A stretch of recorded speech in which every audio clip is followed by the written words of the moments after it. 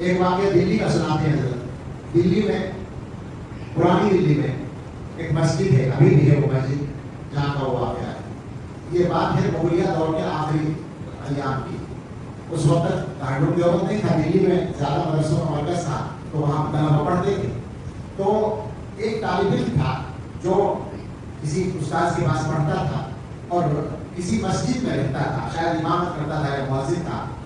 رات کو عشاء کے بعد سب لوگ چلے جاتے تھے, دروازہ بند کر کے اپنا پڑھتا تھا, آرام کرتا تھا. ایک رات اس نے عشاء کے بعد دروازہ بند کیا اور وہ پڑھنے بیٹھا, تو تھوڑی دیر کے بعد دروازے پر کسی نے دستک دی.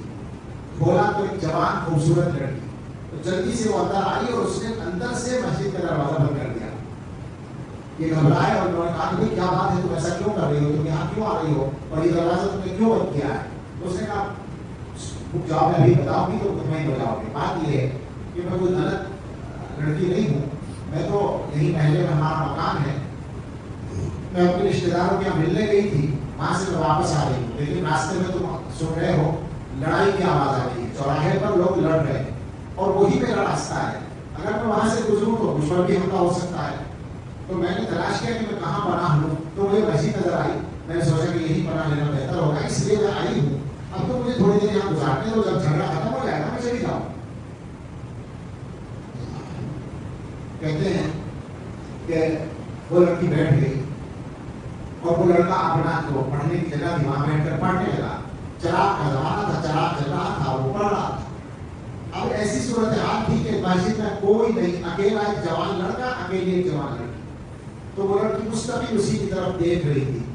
ایسے میں یہ بات ہوتا ہے, اگر وہ یہ دیکھ رہی تھی کہ وہ اس کو دیکھتا نہیں, اپنی کتاب پڑھ رہا ہے, اور کبھی کبھی چراغ کی جو لو ہے, چراغ کا جو جلنے والا حصہ, اس پر اپنی انگلی لے جاتا ہے قریب میں اور پھر ہٹا لیتا ہے, پھر پڑھتا ہے تھوڑی دیر, پھر چراغ کی لو پر اپنی انگلی لگاتا ہے, پھر ہٹاتا ہے, پھر پڑھنے لگتا ہے. یہ کام وہ کر رہا ہے. کچھ وقت گزرنے کے بعد باہر کا شور ختم ہو گیا, تو وہ لڑکا اٹھا اور مسجد سے باہر جا کر اس نے دیکھا تو راستہ صاف ہو چکا تھا. تو واپس آیا, اس نے کہا کہ جاؤ بھائی تمہارا راستہ صاف ہو گیا ہے, اب کوئی نہیں وہاں, اور تم آرام سے جا سکتی ہو. اس نے کہا کہ ہاں مجھے جانا تو ہے ہی, لیکن مجھے ایک بات پوچھنی ہے تم سے. کہا کیا؟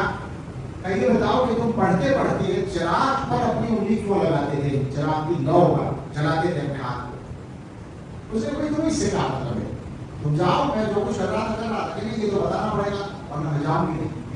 تو مجبور ہو کر اس نے بتایا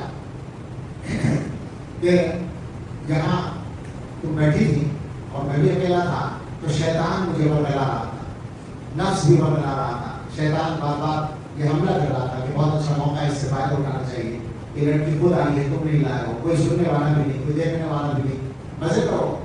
تو میں اس وقت میں جب زیادہ پریشانی ہوتی تھی گناہ کے تقاضے کی, تو میں چراغ کی لو پر اپنی انگلی کو لے جاتا تھا, اور جب انگلی میں جلن ہوتی تھی تو میں ہٹاتا تھا اور اپنے آپ سے کہتا تھا کہ دنیا کی چھوٹی سی آگ کو برداشت کرنے کی تیرے اندر ہمت نہیں ہے, تو جہنم میں جلنے کی ہمت کیسے کر رہا ہے.